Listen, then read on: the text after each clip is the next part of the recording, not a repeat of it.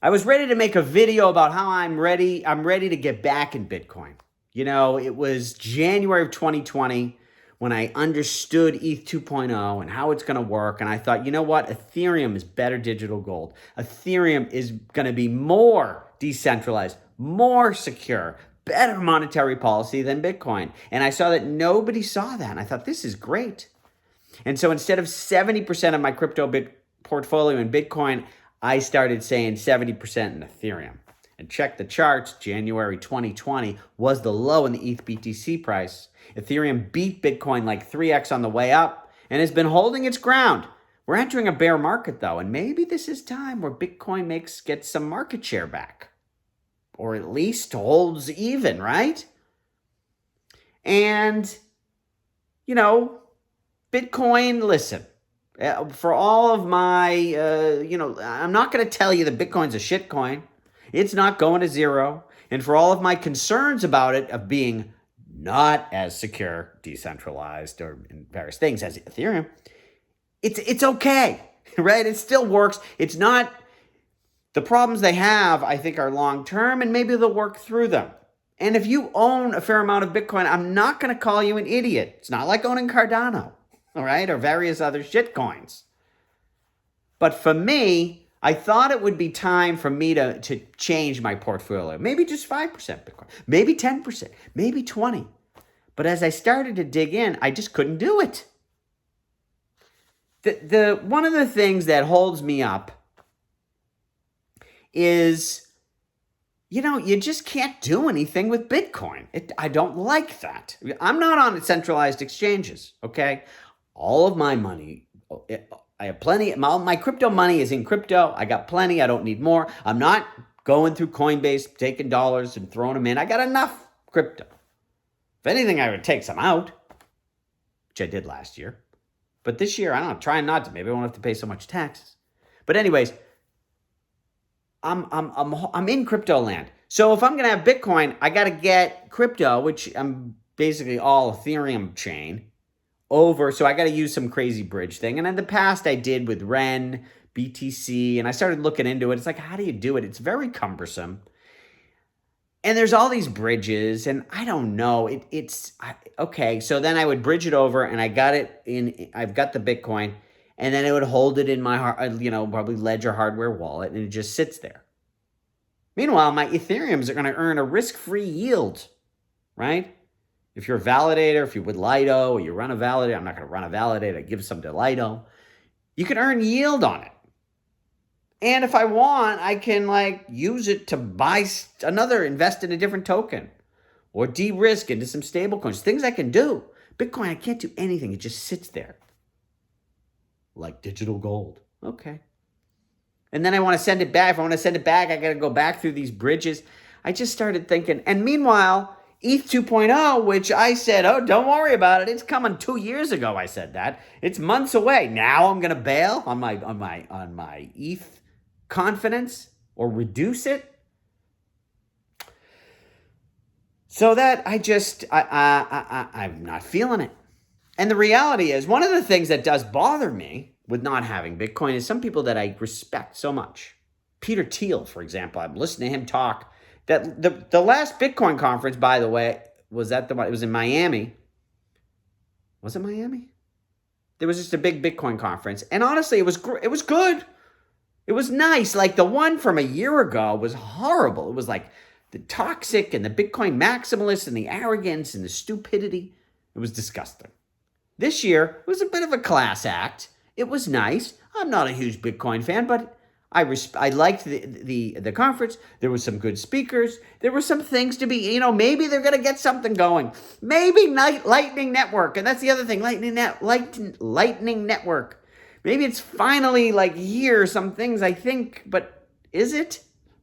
Maybe it's working. I don't know. And when I say working, I'm sure it's functioning in many ways. But is that adoption coming?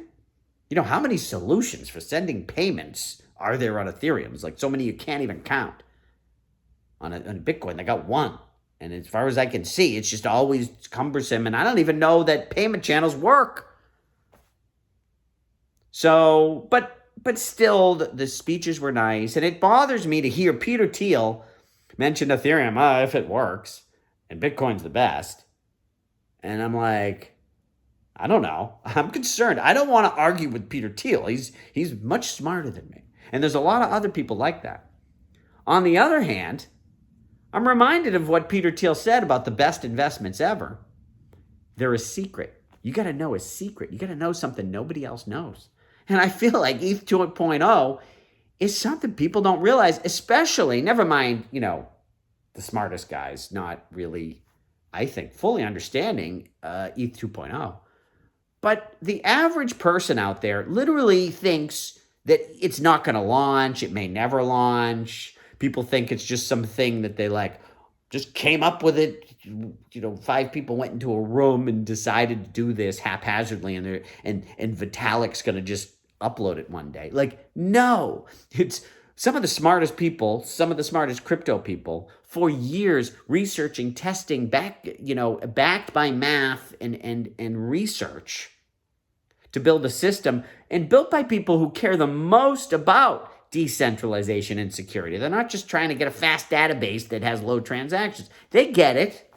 Hey, maybe there'll be problems. Maybe everything won't work out. But it's not. People think it's not going to launch, and that they don't care about decentralization, and that, And I have a lot of videos on my channel. There's a playlist, Ethereum versus Bitcoin. I made a lot of videos about this topic. And one of them that I think is one in this area that I think people think just proof of stake is centralizing. It's gonna make it more centralized. And Bitcoin mining is not centralizing. I don't know. Everybody thinks this is, so many people think that's just like a given. I don't think so. And there are some smart people have arguments, and I have a video specifically about that on that playlist. I feel like there's a lot of stuff that is in Bitcoin's best case, it's a debate. Maybe it will centralize, maybe it won't. But the mindset of people, which makes me think Ethereum is still undervalued compared to Bitcoin, is that people just don't, they are greatly underestimating Ethereum 2.0. And that people don't really understand it. So I was going to adjust my portfolio recommendation, and I'm going to say, hey, I have X amount of Bitcoin. It's a good idea. But I couldn't do it. I couldn't do it for myself. If I can't do it for myself, I can't tell you to do it. Now, I'm not going to tell you if you're stupid if you own a big chunk of your portfolios in Bitcoin. I don't think Bitcoin's going to zero. It probably outperforms most things in the bear market. It is, if they've got problems, but they're long-term ones, not immediate. Maybe they'll work through them all. It's fine. It's not a shitcoin. It's not Cardano, right? It's not Dogecoin. And I might end up buying Dogecoin one day. I don't know. But still, it has some quality, okay? It's got a great brand. It's got some things going for it. I'm not going to yell at you if it's part of your portfolio. It's okay. But I can't do it. I don't know. That's where I'm at. So, anything else here to tell you? Did I mention too that, also with Ethereum, sorry, I had to make my video over and I can't remember what I said in my last video because I just had to do this thing twice in a row and I can't remember what I said. So if I repeat myself, I got 2 things here I don't know if I said.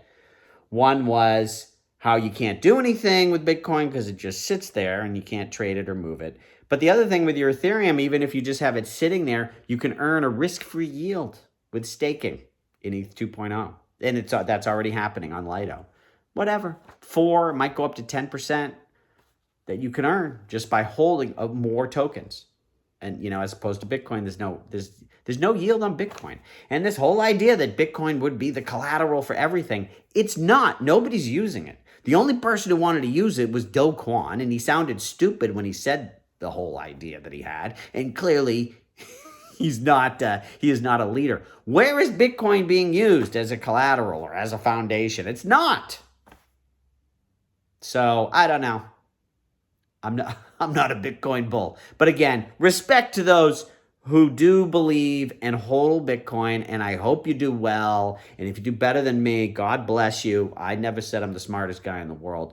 But listen, I tell you what I do what I do okay. And right now, to me, Ethereum is digital gold. It is better digital gold than Bitcoin. It continues to be, but also because it's a platform that things can be built on top of it, it can be the ultra sound collateral, digital collateral that things get built on top of, which was Bitcoin's dream. And I don't think it's going to happen. So I hold my Ethereum with greedy hands.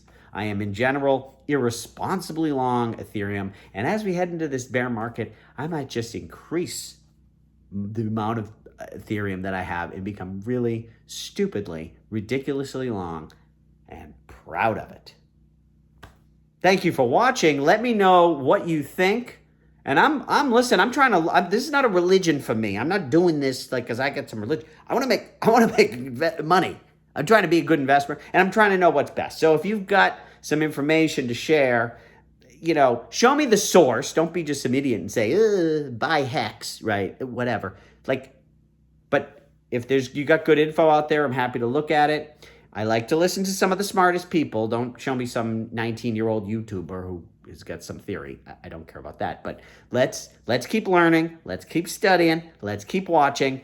But, share in the comments below. And also, share this video. Share it into some Bitcoin maxi group and let them come at me. Come on. I love it. It's fun to fight with morons. And some Bitcoin maximalists, like I said, people I respect a lot, like Peter Thiel,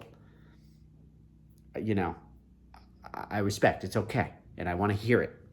I don't run away with FUD. I love FUD. If you don't have enough uncertainty and doubt in your thesis, you got a problem. Maybe I'm too confident. Maybe there's something wrong. I want to hear it. Thank you.